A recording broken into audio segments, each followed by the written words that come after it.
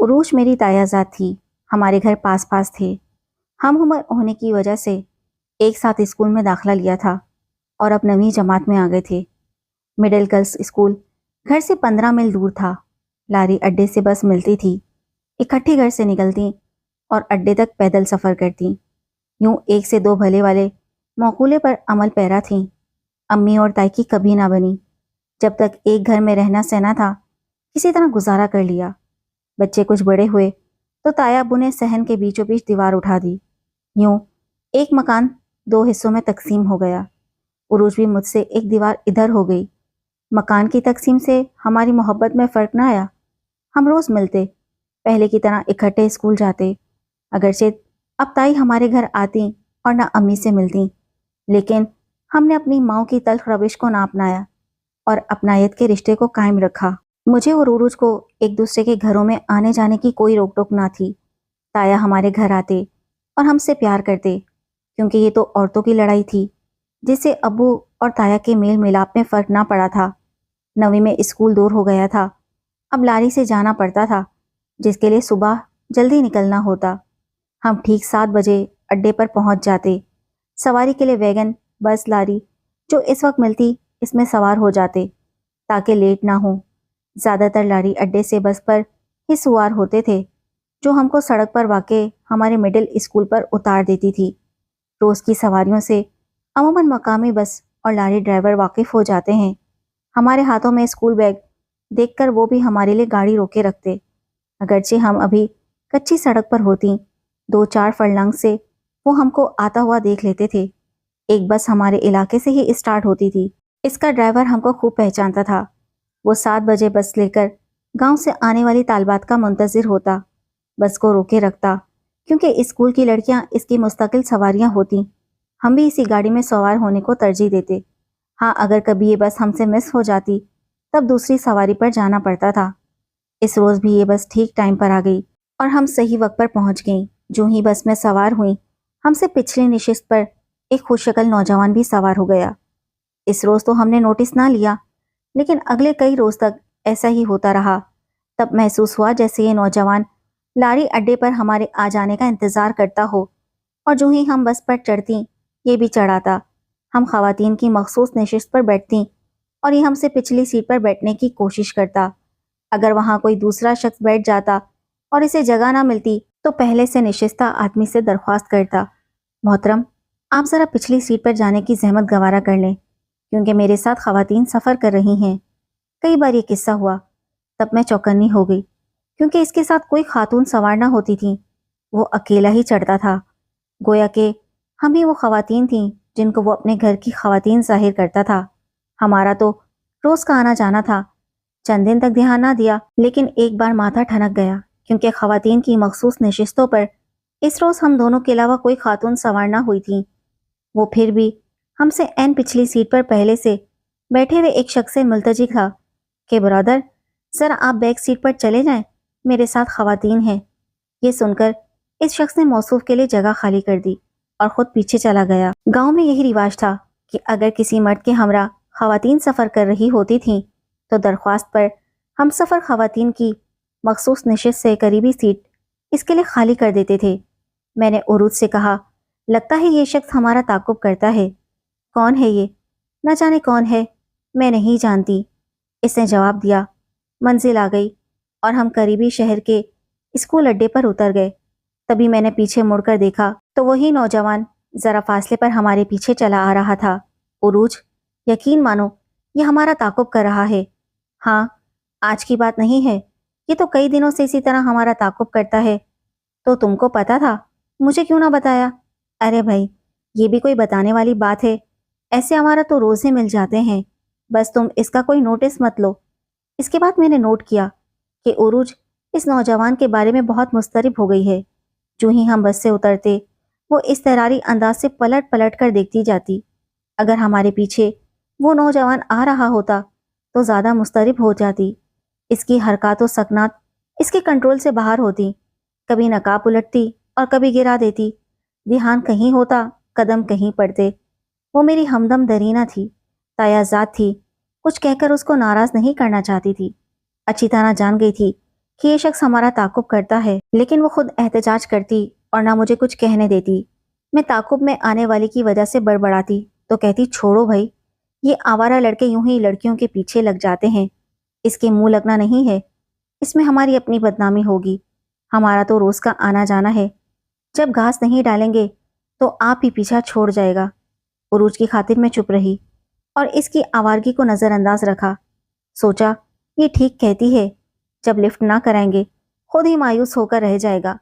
سوچا بھی نہ تھا کہ میری عزیز از جان کزن اچانک ہی یو ٹرن لے گی اور مجھ سے اپنی راہ الگ کر لے گی۔ اب وہ اسکول کے لیے دیر سے نکلنے لگی، جان بوجھ کر لیٹ ہونے لگی۔ مجھے تو اپنی اسٹڈی عزیز تھی، چند دن یہ برداشت کیا، لیکن روز روز استادنی کی ڈانٹ کون سہتا، جبکہ اب ہم اسکول اسمبلی میں بھی ٹھیک وقت پر نہ پہنچ پاتے تھے۔ ڈانٹ تو عروج کو بھی پڑتی تھی، لیکن اس پر کوئی اثر ہی نہ ہوتا تھا۔ میں نے اس کا انتظار کیے بغیر وقت پر اسکول کے لیے گھر سے نکلنا شروع کر دیا۔ وقت مقررہ پر اسکول کو روانہ ہو جاتی اور ٹائم پر پہنچ جاتی، لیکن عروج دیر سے آتی، جرمانہ لگتا، ڈانٹ کھاتی، سزا ملتی، اس کے معمول میں تبدیلی نہ آئی۔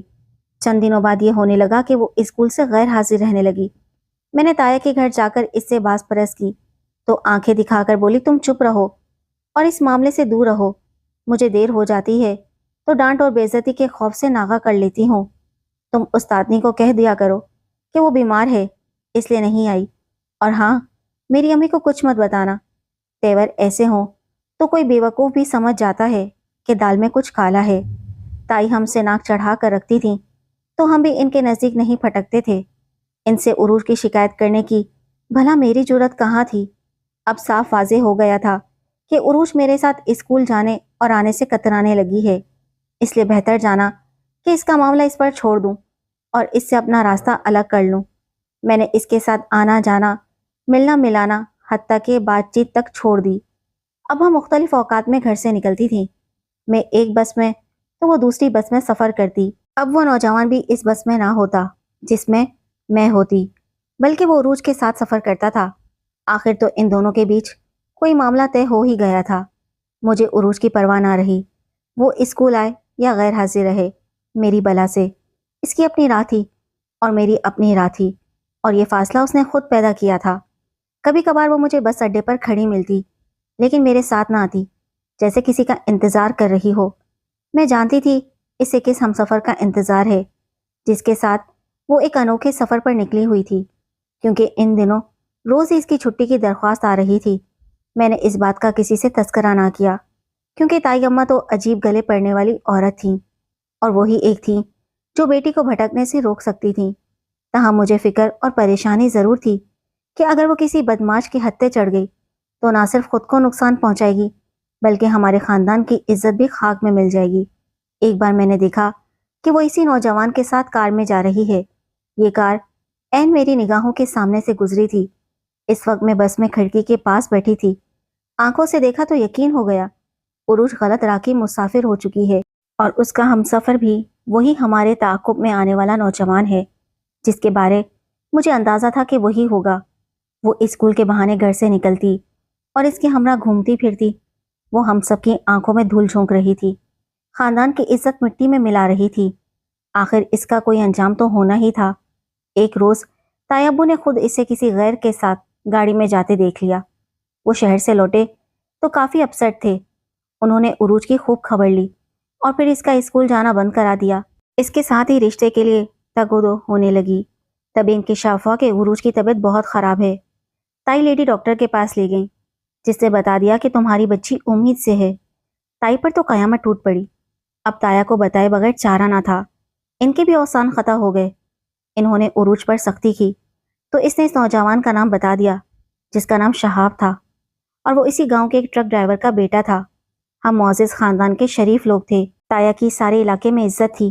یہ رشتہ جوڑ کا نہ تھا، لیکن اب مجبوری تھی کہ تایا کی عزت ایک ڈرائیور کے بیٹے کے ہاتھ میں تھی۔ معاملہ سنجیدہ تھا۔ والد صاحب سے مشورہ کیا۔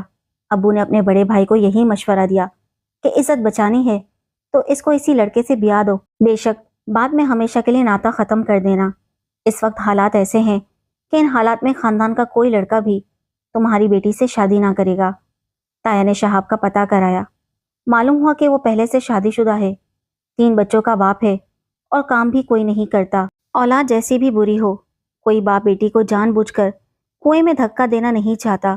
والد صاحب سے رو کر کہنے لگے، ایک تو شہاب بدماش ہے، ہمارے گھر میں رکب لگائی ہے، وہ ہماری عزت کا دشمن اور اوپر سے کم ذات شادی شدہ بھی ہے۔ تم کیا کہتے ہو؟ اس سے بہتر ہے کہ عروج کو زہر نہ دے دیں۔ اپنے بھائی کی مجبوری پر ابو کی آنکھوں میں آنسو آ گئے، کیونکہ تایا بھی رو رہے تھے۔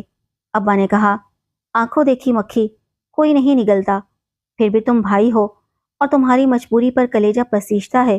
میں اپنے بیٹے کو راضی کر کے نکاح کرائے دیتا ہوں، بعد میں دیکھ لیں گے۔ ابھی تو بدنامی کی تلوار عین سر کے اوپر لٹک رہی ہے۔ کوئی چارہ نہ تھا، ابو اور تایا کی عزت تو ایک تھی، اگر بدنامی ہوتی تو سبھی کے منہ پر کالک لگتی۔ عروج کو موت کے گھاٹ اتارنے کا بھی کسی میں حوصلہ نہ تھا۔ والد نے یہ راز سینے میں چھپا لیا کہ ان کی بدبخت بھتیجی امید سے ہے، والدہ اور بھائی کو نہ بتایا، اور جھٹ پٹ بھتیجی کا نکاح میرے بھائی ارسلان سے پڑھوا دیا، جو ابھی BSc کا طالب علم تھا۔ وہ واویلا کرتا رہ گیا کہ ابو، آپ کو کیا ہو گیا ہے؟ کیوں اس قدر جلدی پڑ گئی ہے؟ مجھے تعلیم تو مکمل کر لینے دیں۔ والد صاحب نے ایک نہ سنی، کہا کہ بس ہماری مانو گے، تعلیم مکمل ہوتی رہے گی۔ دراصل تو وہ خاندان کی عزت بچا رہے تھے جس کے لالے پڑے ہوئے تھے۔ عروج شادی ہو کر ہمارے گھر آ گئی، تائی کو بھی گھٹنے ٹیک دینے پڑے۔ ان کا سارا غرور خاک میں مل گیا۔ امی سے جھک کر ملنے لگیں، اور میری ماں حیران تھی کہ تائی کو کیا ہو گیا ہے، یہ کیسا معجزہ ہوا کہ بیٹی کا رشتہ بھی دے دیا اور اب غلام بنی جاتی ہے۔ وہ طوفان جس کی ابھی آہٹ ہی سنائی دی تھی ٹل گیا۔ عروج افسردہ تھی، مگر ایک لفظ نہ بول سکتی تھی کہ اس کا کیا سبھی نے بھگتا تھا۔ بہرحال اس نے ایک مقررہ وقت پر ایک بیٹے کو جنم دیا، جس کو میرے سوا ہر کسی نے ہاتھوں ہاتھ اٹھایا۔ میرے سارے گھر والے اس پر فرفتہ تھے۔ میری ماں خوش تھی کہ اللہ تعالیٰ نے پوتے سے نواز دیا ہے۔ بھائی ارسلان بیٹے پر نہال اور میری بہنیں وارث صدقے ہوتی تھیں، مگر میری جو ہی بچے پر نظر پڑی، میں خدا کی قدرت پر لرز کر رہ گئی۔ ہو بہو اس آوارہ شہاب کی تصویر تھی۔ اس کی صورت واضح طور پر اس حقیقت کو منکشف کر رہی تھی کہ وہ شہاب کا بیٹا ہے۔ میں نے اسے دیکھا ہوا تھا اور نومولود کو دیکھ کر اب میں دھوکہ نہ کھا پا رہی تھی۔ ہمارے گھر میں اس حقیقت سے صرف 4 افراد عروج کے علاوہ واقف تھے، تایا جی اور ابو، تائی اور چوتھی میں تھی۔ تبھی میں اس بچے کو آج تک دل سے پیار نہ کر سکی کہ دل اسے اپنا قبول ہی نہ کرتا تھا۔ اے کاش میں کبھی اس تعقب کرنے والے نوجوان کو نہ دیکھتی۔ عروج نے حالات سے سمجھوتا کر لیا، اس کی کمزوری جانتی تھی، اس نے کبھی میرے آگے سر نہ اٹھایا۔ وہ میری بھابھی تو بن گئی، مگر ہماری دوستی جاتی رہی۔ میں اس کے ساتھ واجبی سا تعلق رکھتی تھی، جس کی وجہ صرف وہی جانتی تھی۔ باقی لوگ تو اس کو وہی عزت و تکریم دیتے تھے جو اس رشتے میں اس کو ملنی تھی۔ امی مجھے کہتی تھی، تم کیوں عروج سے لیے دیے رہتی ہو؟ کیا روایتی نن کا رول ادا کر رہی ہو؟ اور میں جواب دیتی، ہاں نن بھی تو بن گئی ہوں، اس کی پھر نن والا سلوک کیوں نہ کروں۔ عروج نے 4 اور بچوں کو بھی جنم دیا، جو سبھی مجھے پیارے لگتے ہیں۔ ان کو دل سے لگاتی ہوں تو ٹھنڈک محسوس ہوتی ہے، مگر اس کے پہلے بیٹے کو دیکھ کر آنکھیں ٹھنڈی نہیں ہوتی، دل میں چبھن ہونے لگتی ہے، اور سوچتی ہوں کہ اگر یہ میرے بھائی کی اولاد نہیں ہے تو ان کے ساتھ کتنا بڑا دھوکہ ہے، کتنی بڑی زیادتی ہے کہ وہ اس بچے کو بھی اپنی اولاد سمجھ کر پال رہے ہیں۔ یہی سوچ میرے دل کو کچھ ہونے لگتا ہے، اور کبھی کبھی مجھے عروج سے ہی نفرت محسوس ہونے لگتی ہے۔ ایک کاش عروج کے قدم نہ بہکے ہوتے